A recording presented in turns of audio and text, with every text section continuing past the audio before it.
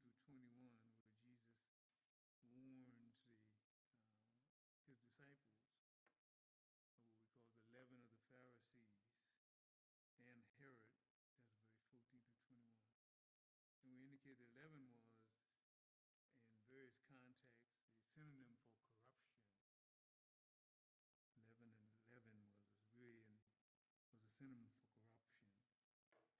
Here Jesus seemed to be referring to the subtle corrupting nature of the Pharisees. And we're asking Matthew's gospel, I'm just reading, you have to go there. Leaven seemed to be equated with false teaching in Matthew's gospel. And we talked a little about that as well last week.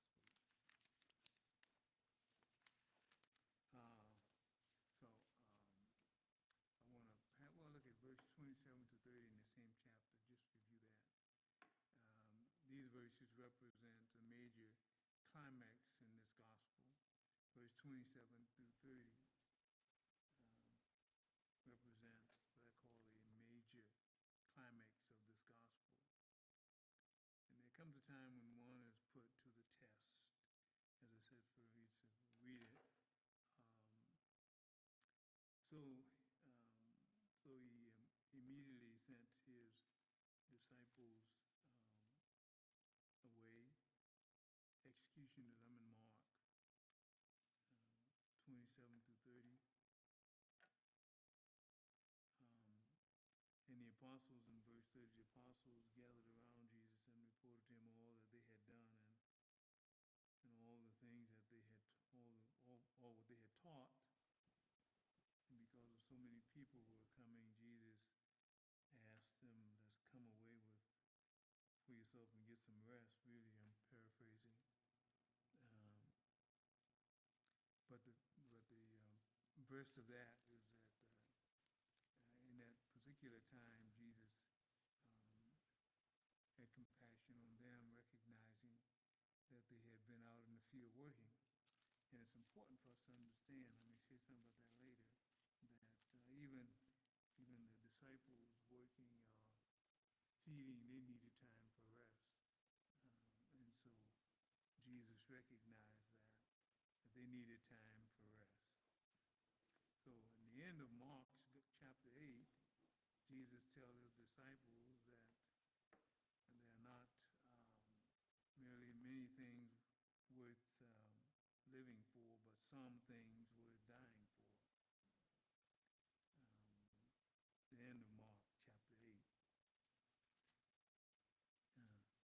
He indicated that Jesus tells his disciples that there are not merely many things worth living for, but some things worth dying for. I think I said you got to have, if you have nothing worth dying for, then there may be a problem. You have nothing worth living. You got to have something worth dying for. That's what Dr. King talked about as well. So that was just a quick review of last week. Wasn't a very thorough review. So I want to turn to chapter 9 in Mark's Gospel. We want to welcome any who are watching on Facebook today. Appreciate your presence as well. Chapter 9, verses 1 through 13. Chapter 9. And he said to them, I'll read some of this. And he said to them, truly I tell you, some who are standing here will not taste death before they see that the kingdom of God has come with power. After 6 days, Jesus took Peter, James, and John with him, and led them up to a high mountain where they were all alone. There he was, transfigured before them.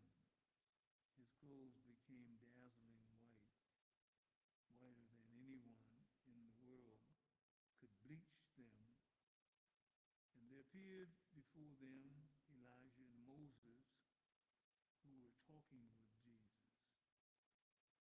Peter said to Jesus, Rabbi,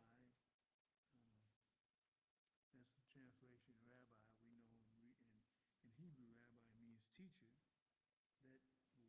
something about where Peter is. Peter said to Jesus, "Rabbi, it is good for us to be here. Let us put up 3 shelters, one for you, one for Moses, and one for Elijah." As I said, this chapter begins with Jesus. You have clouds, and then you have divine voices from those clouds. But the voices from the clouds is not just to Jesus. That's the point. The voice from the cloud is not just to Jesus about his identity, but to the inner circle. That inner circle, Peter, James, and John. That's the inner circle of the disciples. Those 3. And this story is about Jesus, though, but it is from the point of view of God. It's about Jesus, but from the point of view of God. I hope you see that as we get through it. As I said, it's about Jesus from the point of view of God. Who does the transfiguring? God does the transfiguring. Didn't I read that before? There he was transfigured. God does the transfiguring in this situation, not Jesus. It's about Jesus, but God transcending. And also, the voice you hear is God in the clouds. So it's about Jesus, but it's not necessarily for Jesus. We see that it is believed by some scholars that this revelation builds on the discussion at Caesarea Philippi. I remember that discussion. That discussion had to do with Jesus asking his disciples, "Who do men say that I am?" And they went on and said, some say a prophet, some say John, some say Elijah. And then you get to Peter, and Peter said, so this whole idea, this revelation now is really a part of that discussion, part of which has give you an idea why this is about Jesus. The perception of Jesus might be one, when you say one of the prophets, or Elijah. And so this whole idea in this chapter is to make clear who Jesus really is. He's not a prophet. He's not John. He's not Elijah. He's not like one of them. As when he asked them at Caesarea, "Who does men say I am?" That's what they gave him. But this chapter is to make definitively who Jesus really is. And so the point here is not to rank Jesus with such company